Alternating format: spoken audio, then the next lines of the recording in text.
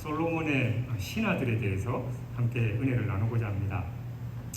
어떤 나라든지 또 뭐 교회 공동체를 포함해서 이 공동체 안에서 그 공동체가 번영을 하거나 아니면 교회가 부흥하게 되는 데는 다 이유가 있습니다. 여러분들도 잘 되는 나라들은 잘 되고, 요즘 코로나를 비롯해서 경기가 많이 어려워서 자영업자들이 너무나 힘들고 먹고 살기 힘들다라는 그 어려움을 토로하지만, 여러분들 아시다시피 맛집에 가면 사람들이 줄을 서 있죠.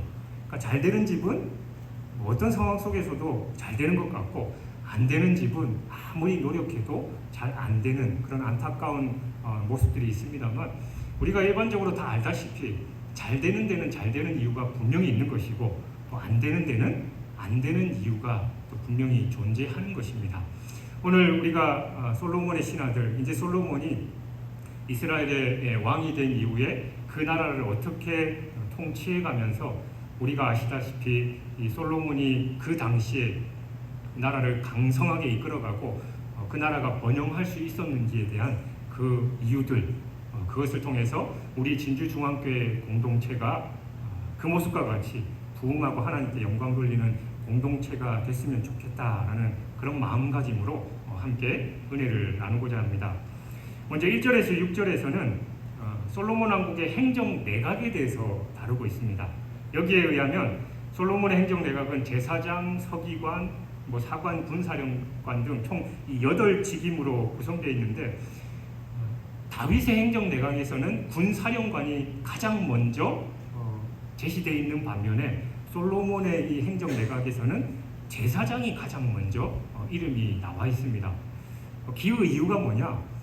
다윗의 시대에는 이 정복 전쟁을 늘 하던 그 시대였기 때문에 군사령관의 입장이, 또 그 위치가 가장 중요했던 반면에, 이제 부국 강명을 이루고 탄탄한 나라의 입지를 이루어가는 그 솔로몬에게 있어서는 사실 군대 장관도 중요하지만 그것보다 가장 우선 제사장의 의미를 뒀던 겁니다.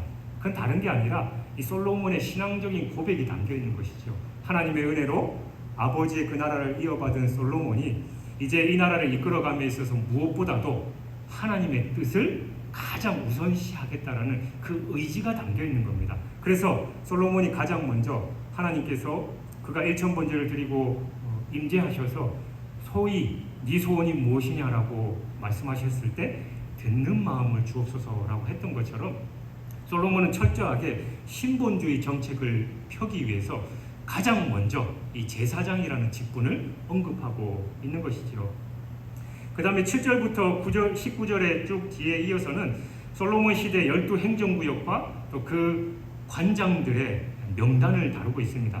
여기서 보듯이 솔로몬은 이 전국을 12행정국으로 나눴는데, 이러한 행정구역은 기존에 이스라엘이 광야 생활이나 아니면 가나안에 정복하고 나서부터 모든 이스라엘의 기본 체계는 12지파 중심이었잖아요. 근데 이제 그 12지파의 그 중심적인 그 행정 체계를 무너뜨리고 이제 각 지방 관장들을 중심으로 지방 행정 체계를 이루어 간다라는 겁니다. 그러니까 여기서 이제 솔로몬의 지혜를 다시 한번 볼 수 있고, 또 이스라엘의 역사가 12지파 중심적에서 이제 새로운 모습으로 변화되고 있다라는 걸 우리는 알 수 있다라는 겁니다. 특별히 1절에 보면 솔로몬 왕이 온 이스라엘의 왕이 되었고 라고 말씀합니다. 이 부분에서 우리는 온 이스라엘이라는 이 표현에 주목해야 되는데, 우리가 그 부분은 다루지 않았습니다만, 솔로몬 하면 신앙생활, 그 교회 다니지 않는 사람들도 가장 먼저 떠올리는 게 바로 지혜로운 판결이죠. 그 젊은 엄마 둘이가 서로 이제 내 아이다 네 아이다 이제 싸우는 그런 장면에서 솔로몬이 지혜로 진짜 엄마를 이제 찾아주는 그런 상황이 이제 3장에 기록되어 있는데, 그 솔로몬의 재판 심리의 마지막 부분에 온 이스라엘이 두려워하였다라는 그런 말이 기록되어 있습니다. 그리고 오늘 이 4장 1절에서 이어받아서 처음 시작되는 표현이 솔로몬이 온 이스라엘의 왕이 되었다라는 말로 시작하고 있어요. 이건 이 솔로몬의 왕국이 견고하게 하나님의 손에 의해서 세워졌다라는 걸 보여주고 있는 겁니다. 앞서 온 이스라엘이 솔로몬을 두려워했던 이유가 바로 하나님께 주신 지혜 때문이었잖아요. 이제 하나님께 주신 이 나라를 이끌어감에 있어 온 이스라엘의 왕이 되었다라는 건 역시 하나님께서 이 이스라엘 왕국을 다스리시고 이끌어 가신다라는 걸 명확하게 나타내주고 있는 것입니다. 일반적으로 이 주석가들은 하나님이 이 솔로몬에게 이토록 축복을 주신 이유가 뭐냐? 그가 얘기했듯이 듣는 마음을 주옵소서 3장에 보면 그 하나님 저는 작은 아이라서 하나님 이 이스라엘 백성들을 제대로 다스릴 수 없습니다. 하나님께서 능력을 주시고 듣는 마음 지혜를 주셔서 하나님께서 맡기신 이 사명을 잘 감당하게 해주십시오라고 하듯 그의 철저한 겸손에서 하나님께서 그 겸손을 보시고 축복해 주셨다라는 말을 많이 합니다만 물론 그 얘기도 맞지요. 그러나 더 중요한 건 솔로몬은 자기가 작은 아이라는 철저하게 낮아진 그 겸손에 이어서 하나님께 주신 그 사명 이스라엘 백성들을 잘 다스리고 하나님의 뜻대로 이끌어간다는 그 사명을 그 누구보다도 분명하게 알았기 때문이다라는 겁니다. 오늘날 우리 성도들 중에 우리 교회는 그렇지 않습니다. 제가 다른 교회에서 사역할 때 집사님, 권사님 이런 사역 좀 맡아주셨으면 좋겠습니다라고 이제 권유를 하잖아요. 그러면 이제 그런 분들이 계시죠. 목사님 저는 너무 부족해서 그런 거 못합니다. 다른 사람 시키십시오. 그냥 이제 단순한 겸손이 아니라 끝까지 그 일을 안 하겠다고 발 빼는 분들이 계셔요. 어떻게 보면 참 겸손한 것 같지요. 그러나 실상은 그게 겸손이 아닙니다. 하나님 앞에서의 겸손은 그 목회자가 그런 사명 또 그 직분을 맡기기 전에 그냥 단순하게 그 요청을 했겠습니까? 기도하고 또 그분이 지금까지 걸어왔던 신앙의 여정들 또 여러 가지 상황들을 고려해서 그렇게 권유하는 건데 그걸 이제 단칼에 나는 못하겠습니다. 저는 능력이 없습니다. 라고 하는 게 겸손한 것 같지만 결국은 그 마음 깊숙이 들어가면 하기 싫다라는 거예요. 그러니까 진정한 겸손은 하나님께서 맡겨주신 그 사명이 무엇인지를 알고 그 사명 말 그대로 하나님 저는 감당할 수 없습니다. 저는 부족합니다. 라고 하면서 하나님의 도우심을 구하는 것이 참 겸손이지 저는 안 돼요. 저는 그거 못합니다. 라고 거부하는 게 겸손이 아니다라는 겁니다. 참 겸손은 자기의 처지를 알고 하나님께 주신 그 사명을 명확하게 알 뿐만이 아니라 그 사명 역시 하나님께서 주신 힘으로 감당한다는 걸 알고 순종하는 것이 바로 참된 겸손입니다. 솔로몬은 그걸 알았던 거예요. 그 거대한 왕국을 자기 힘으로는 저는 작은 아이입니다. 저는 부족합니다. 라고 했지만 하나님께서 맡겨주신 그 사명이기에 하나님께서 그 감당할 능력과 힘도 주신다는 걸 알고 그것에 철저하게 순종했다라는 것입니다. 우리가 사도 바울도 잘 알잖아요. 사도 바울은 자기가 철저하게 겸손했던 사람 중에 한 사람입니다. 사도 중에 나는 가장 작은 사람이다. 나는 죄인 중에 괴수다라고 했지만 그가 또 뭐라고 합니까? 그 겸손에만 머물지 않고 나는 예수 그리스도의 사도이다. 복음의 빚진 자이다. 하나님 나라의 일꾼이다. 라고 그렇게 자신을 당당하게 소개합니다.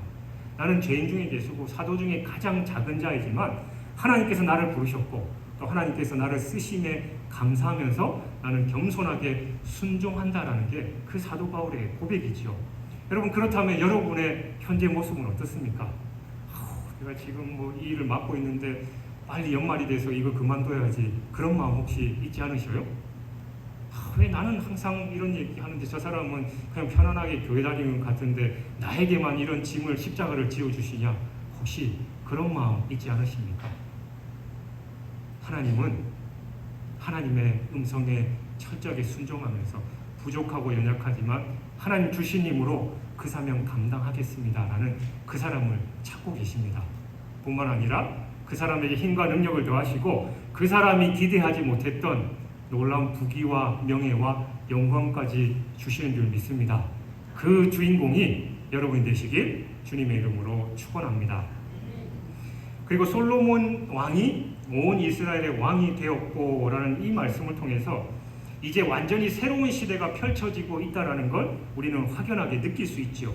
과거의 사울, 이스라엘 초대 왕 사울과 그 뒤를 이었던 다윗은 어땠습니까? 한 일정 부분의 나라를 다스리는 왕으로부터 시작했잖아요. 근데 솔로몬은 온 이스라엘의 왕이 되었다라고 처음부터 선언하고 있습니다. 어떻게 보면 이 처음부터 이런 어마어마한 나라의 왕을 시작하는 솔로몬은 정말 대단하다. 그리고 그 삶이 얼마나 멋있겠느냐. 그리고 그가 얼마나 기분 좋게 왕의 직무를 감당할 수 있겠느냐라고 우리가 생각할 수 있지만 사실은 그렇다고 무조건 좋은 건 아니죠. 사담입니다만 주변에 이제 제 동기들이나 또 선후배 목사님들을 볼 때 어떤 분들은 우리가 봤을 때 저 사람이 저렇게 큰 교회 담임을 할 수 있는 능력이 되나? 그런 생각이 있는데 가는 분들이 간혹 있어요. 근데 물론 그 자리에서 잘하는 분들도 있습니다만 아니나 다를까 그 자리에 가서 그 사명을 감당하지 못하고 어려움을 겪는 분들도 왕왕 있습니다. 마찬가지로 솔로몬이 이 온 이스라엘의 왕이 된 것도 하나님의 은혜였지만 그게 자칫하면 그에게 독이 될 수도 있다는 걸 우리는 기억해야 됩니다. 그러니까 사람들은 각자 시대에 맞게끔 그 사명이 분명히 있는 거예요. 모세가 이스라엘 백성들을 출애굽시키고 광야에서 그 힘든 여정을 다 이끌어 갔지만 결국 모세는 약속의 땅 가나안에 들어가지 못합니다. 그러나 그 바통을 이어받아서 여호수아는 가나안 땅에 정복 전쟁을 하고 12지파의 땅을 분배하는 그 일을 감당하지요. 오늘 본문의 솔로몬도 마찬가지입니다. 그 아버지 다윗이 다 이루어놓았던 그 나라를 이어받아서 이제 그는 소위 잘 깔려진 멍석 위에서 그 제주를 펼치면 되는 그런 상황이다라는 거예요. 그러니까 우리가 흔히 저도 제 삶을 넋두리하면서 그런 얘기를 참 많이 합니다. 나는 일복이 많아가지고 어딜 가든지 그냥 고생 다 하면서 하면 나중에 다른 사람이 내가 만들고 힘들게 만들어놨던 걸 누리더라. 제 스스로가 이제 넋두리하면서 그런 얘기를 왕왕합니다만 여러분의 삶이나 주변 사람들 보면 어떤 사람은 고생해서 뭔가를 이루어놨는데 다 누리지 못하고 다른 곳에 가거나 이 세상을 떠나거나 그런 분들이 있잖아요. 근데 어떤 사람은 아무것도 한 거 없는 것 같은데 남들이 만들어 놓은 그 자리에 와서 또 잘 누리면서 사는 사람들이 있습니다. 여러분, 우리의 인생 하나님께서 주관하시고 이끌어 가실 때 여러분의 삶이나 또 성경의 인물들도 다 마찬가지입니다. 하나님께서 주신 그 사명, 또 그 시기에 맞는 사명이 있다라는 거예요. 그걸 다 하면 내 사명은 그것 가지고 다른 사람이 또 이어서 그 사명을 이어받는다라는 거죠. 여러분, 우리 교회가 내년에 100주년이잖아요. 99년 동안 우리 신앙의 선배들이 지금까지 다 이루어 놓았던 거 우리가 그 바통을 이어받아서 가고 있잖아요. 처음에 교회를 개척하면서 얼마나 어려움을 많이 겪었겠습니까?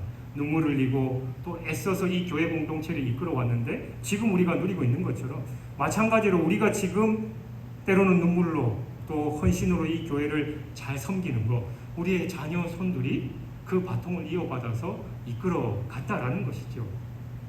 오고가는 세대 속에 무수한 사람들이 있지만 우리 하나님은 성도들이 살아가는 삶의 그 현장과 상황 속에서 각자에게 반드시 필요한 일들을 구체적으로 준비하시는 분입니다. 하나님은 우리가 그 사명을 발견하기 원하고 또 우리에게 주어진 그 시대의 그 사명에서 최선을 다해서 하나님께 영광 돌리기를 바라신다라는 거예요. 그러니까 우리가 지금 이 시간, 이 시대에 우리가 해야 될 상황들이 분명히 있음을 알고 그 사명에 충성을 다해서 하나님께 영광 돌려야 될 줄 믿습니다. 그리고 2절 이하에 보면 솔로몬이 자신을 온 이스라엘의 왕으로 세우신 하나님의 뜻을 따라서 나라를 세워가는 이 정치적인 출발을 얘기하고 있는데 그것이 시작되는 시점에서 성경은 그와 함께 이스라엘을 세워나가야 할 사람들 한 명 한 명을 언급하고 있습니다. 즉 이 신앙적인 부분, 또 외교적인 영역, 군사적인 부분, 또 행정적인 영역 등 이 다양한 필요에 따라서 사람들을 세우고 또 그들에게 직분을 위임하고 있어요. 우리는 이러한 솔로몬의 위임을 통해서 동력의 지혜를 배울 수 있습니다. 바로 여기에 이후 솔로몬이 위대한 왕으로 또 이스라엘의 이 번영을 이룰 수 있었던 근간이 있는 겁니다. 성경에서 말씀하는 지혜로운 자는 자기 혼자 모든 것을 해나가는 사람이 아닙니다. 모든 상황 속에서 마음을 같이하고 또 힘을 모아서 그들과 함께 하나님의 뜻을 이루는 자가 진정 지혜로운 자입니다. 결국 지혜로운 지도자는 더불어 선을 이루어가는 사람이죠. 이 세상에 덕불 장군으로 혼자 무언가를 할 수 있는 사람은 없습니다. 물론 자기가 스스로 노력해서 할 수 있는 그 일은 분명히 있겠지요. 그러나 그 한계는 분명하고 또 오히려 혼자 함으로 인해서 힘들고 더 빨리 지치는 일이 많이 있다는 걸 우리는 기억해야 됩니다. 사도 바울을 보십시오. 그의 위대한 업적들, 제가 아는 이름만 대도 유명한 그 목사님은 자기의 삶에서 자기는 사도 바울과 같은 사람이 되고 싶다. 사도 바울이 얼마나 많은 사람들을 영혼을 구원했고 또 교회들을 세웠고 자기는 저 천국에 가서 사도 바울과 견주어서 부족함 없는 사람이 되고 싶다라는 그런 말씀을 하면서 매일매일 그렇게 사역을 이루어 가신다 하더라고요. 사도 바울, 우리가 보면 그의 업적은 신약 성경에 너무 많이 나와 있습니다. 그가 세운 교회들, 또 그는 몇 차례에 걸친 전도 여행을 통해서 교회를 세우고 많은 영혼들을 구원하고 또 그를 통해서 우리에게까지 복음이 증거됐습니다. 그의 학벌이나 또 출신 성분 어디에 내놔도 빠질 거 없는 사도 바울이었지만 그 역시 혼자서 그 사역을 감당하지 않았습니다. 바나바와 실라란 그 동력자들이 있었고 디모데와 같은 영적인 아들이 있어서 그들과 함께 동력함으로 그가 그 많은 것을 이루어낼 수 있었다라는 거죠. 모세는 어땠습니까? 이스라엘 백성들을 광야에 이끌어내서 하나님의 그 광야길을 가고 있는데 이제 사람들이 모세를 향해서 와서 불평불만도 얘기하고 고민도 털어놓고 하나님의 뜻을 묻기도 하고 많은 일들이 있었잖아요. 그래서 그의 장인 이드로가 모세가 어떻게 사나 해서 이제 방문하고 보니까 하루 종일 사람들 만나서 상담하고 또 얘기해주고 또 판결하고 이런 일에 정신없는 걸 보고 그 장인이 뭐라고 합니까? 그러다가 너 죽는다. 이런 식으로 하면 효율도 안 나고 또 그 많은 사람들이 맨날 너는 이 일만 감당하다가 아무것도 할 수 없으니까 1000부장, 100부장, 50부장, 10부장 그 사람들을 세워서 그 일들을 감당하게 하고 너는 정말 중요한 일만 감당하게 하라고 그렇게 권면을 하잖아요. 마찬가지로 하나님의 일뿐만이 아니라 세상사 모든 일을 혼자 할 수 없는 겁니다. 그래서 이 솔로몬은 하나님께서 맡겨주신 그 귀한 사명, 이 나라를 이끌어가는 그 사명에 각 지방 행정관장들을 둠으로써 그 일을 함께 이루어 나갔던 것이지요. 특별히 본문의 이름들에 주목할 필요가 있는데 오늘 말씀에 나오는 사람들의 이름은 솔로몬이 이스라엘을 더욱 아름답고 또 성공적으로 통치하기 위해 중용된 사람들의 이름입니다. 왕이 된 솔로몬 자신이 받은 지혜를 통해서 가장 먼저 해결해야 했던 것은 새로운 사역을 위해서 필요한 사람을 선택하는 것이었습니다. 먼저 솔로몬은 사관, 제사장, 그리고 노동감독관의 경우 이 과거 다윗 왕의 신하들을 유임하는 방식을 택했어요. 솔로몬이 이렇게 했던 것은 이 부친 다윗 수하에 충성된 인물들을 통해서 성실과 또 공의에 입각한 신앙 유대를 지속하기 위함이었다라는 겁니다. 그러니까 솔로몬은 이들과 함께 다윗이 이어준 하나님의 의전 통치를 계승하고자 했던 것이죠. 처음에 말씀드렸듯이 이 나라는 하나님께서 다스리신다라는 그 중심을 가지고 과거의 다윗부터 그 일을 감당했던 그 사람들을 다시 그 일을 맡기면서 과거의 신앙적인 정통성을 이어가려고 했던 겁니다. 뿐만이 아니라 솔로몬은 이 현실적인 문제들을 더 정확하게 이해하고 또 그와 같은 토대 위에서 미래의 이 새로운 일들을 착안하고 계획해 나갈 또 다른 사람들을 세워갔습니다. 여러분, 새 정권이 들어설